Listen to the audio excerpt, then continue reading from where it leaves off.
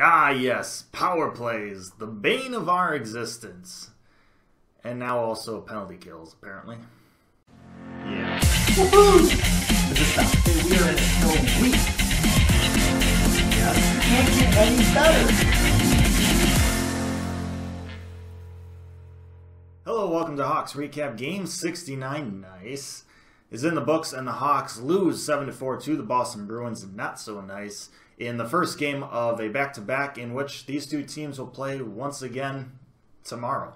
So prior to this game, Vinny Hinostroza had a family matter to attend to. Hopefully everything's all right for Vinny and his family, but that meant that John Hayden got the emergency call-up from Rockford for this game. It's his first time in the lineup in a while since getting sent down to Rockford earlier this season. He started the season off with the Blackhawks, but I think the Hawks just wanted him to develop his game in a way that he just didn't have that opportunity up at the big league level. That happens sometimes. It's not like Hayden was playing all that poorly this season. It's just he's a young guy, and sometimes the organization has bigger plans for a player and they need him to develop in a certain way, and that was just the case with Hayden. But he's back in the lineup for this one, and honestly, this is probably going to be where he is for the rest of this season and the rest of his time with the Hawks. Now the Bruins are finishing up their 6-game homestand here, and they've won every single game on the homestand. So they're playing really well, and they're not even playing guys like Bergeron and McAvoy and Backus in this game. So they're not quite at full strength, but as you saw in this game, they're still a pretty darn good team. First period, I thought both teams looked pretty even, but the Hawks were playing a good game. They were fast, they were sharp on their passes, they were clean out of the defensive zone through the neutral zone. They looked good. Sharp would have a breakaway fairly early in this game. He would beat Rask with the shot, but couldn't beat the post. Ting and out. So unfortunate, but the game stays 0-0. Just under 6 minutes into the game, Hayden would get into a fight with Crowley. Not really much of a fight. Both guys kind of just wrestled each other down to the ground.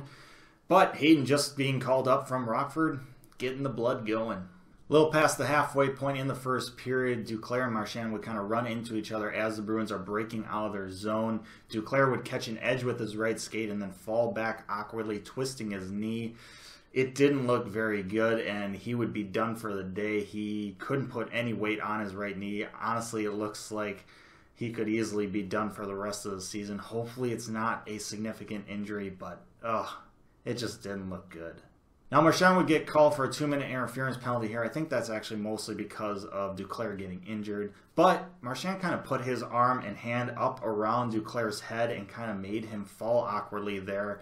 Now I don't want to assume Marchand did this intentionally. It's a really fast game, and could he have tried to avoid him in a different way? Sure, but it's a split-second decision and it's tough. It's hard to say what anyone else would have done in that situation. I don't want to assume he did it intentionally. However, it being Marchand and his history, even the things he's done this year alone, it's really tough to overlook it. I'd love to hear your guys' thoughts on this play. Let me know down in the comment section below. So the Hawks go on the power play, and of course that would be a poor decision, as Corrali would intercept a pass from Keith to DeBrincat at the blue line, and he is off on a breakaway. Berube would make the initial stop, but Achari, I don't know how to say his name, would pot home the rebound for a shorthanded goal to put the Bruins up 1-0, and this is a case of literally adding insult to injury. Then a little under 6 minutes left to go in the first period. The Bruins are on the power play. They get the puck in the offensive zone. DeBrusk has the puck in the corner. He finds Krejci all alone in front in the slot, and he buries it by Berube, top shelf. And the Bruins are up 2-0, and this game kind of looks like it's going to be getting out of hand. But then 17 seconds after that, yes, 17 seconds, Blackhawks fans, Bruins fans, that should ring a bell. Same building, too. You can't make this up. Gustafsson takes a shot from the point, redirects off Taze and in past Rask, and this game is back to a 1-goal game. And then 29 seconds after that, Gustafsson takes another shot from the point. A lot of traffic in front. Rask never sees it, and it gets by him. And this game all of a sudden is tied at 2, not even 1 minute after the Bruins went up by 2. Gustafsson really making that new contract extension look pretty good right now. So this game going to the second period tied at 2, and then 6.5 minutes in, Camp wins a board battle in the neutral zone, gets the puck up to Hayden, and then Hayden and Sharp have a 2-on-1 in the offensive zone. Hayden decides to shoot it, and he rips it by Rask far side and puts the Hawks up 3-2. Hayden getting the call up from Rockford, gets a fight and a goal just an apple away from a Gordie Howe hat trick. All right. And then halfway through the second period, the Bruins are on the power play once again. There is a loose puck that's kind of bouncing around, but it doesn't bounce the Hawks' way. It finds its way to DeBrusk's stick, and he makes a nice little move around a diving Seabrook, then gets it over to Krejci, who has a wide open net, and he buries it, and this game is tied at 3.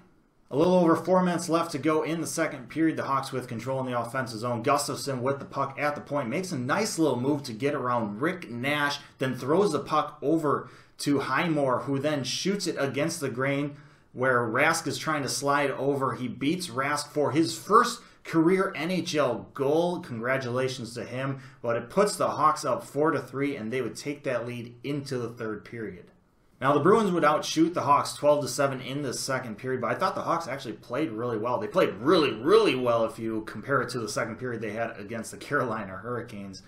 It's such a wonder why this team is so inconsistent in that department. 6.5 minutes into the third period, Marchand would take a shot. Berube would make the save, but the puck is loose in the crease. Pasternak would drive the crease and pot home that rebound to tie the game up, and that would be the beginning of the end for the Hawks in this game. Just 20 seconds after that, Patrick Kane gets called for a high-sticking penalty. Not only that, but it's a 4-minute double minor because it drew blood.